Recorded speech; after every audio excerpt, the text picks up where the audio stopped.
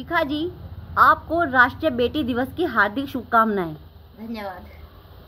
आज हम आपको शिखा जी से मिलवाने जा रहे हैं और इनसे पूछते हैं, इन्होंने अपने पिता पर जो पुस्तक लिखी है कौशल प्रसाद कंटक पथ पर नंगे पांव, सिनोनिमस विद ट्रुथ कौशल प्रसाद, ये लिखने की प्रेरणा इन्हें कैसे मिली?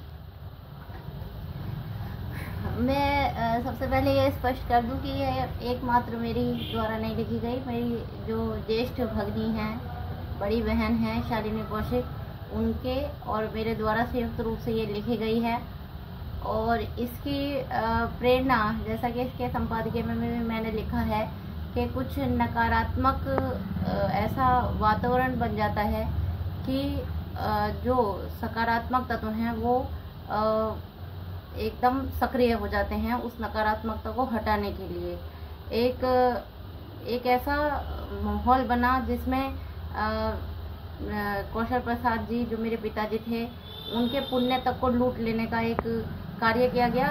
यद्यपि वो उसमें सफल रहे, लेकिन हमें उसका एक सुफल ये मिला कि हमने उनके समस्त जो कार्य थे, उनसे जो जुड़े हुए लोग थे, उनके जो संस्मरण थे, उन्हें हमने इसमें एक साथ उसको लिया और इस पुस्तक का सृजन हो पाया। जो घोर नकारात्मकता थी, उसके गर्भ से ही ये जो पुस्तक है ये निकल कर आई है। और हम दोनों बहनों को इस बात की बहुत प्रसन्नता है कि हमने कम से कम अपने जीवन में एक ऐसा कार्य किया है जो शायद अब अनंत काल तक भी, जब तक ये पुस्तक रहेगी, जहाँ जहाँ भी ये रहेगी, तब तक बाबू कौशल प्रसाद जी का जो कार्य किए गए हैं उनके द्वारा, उन कार्यों को कोई भी अगर मिटाने का प्रयास भी करेगा तो उसमें वो कभी सफल नहीं हो पाएगा।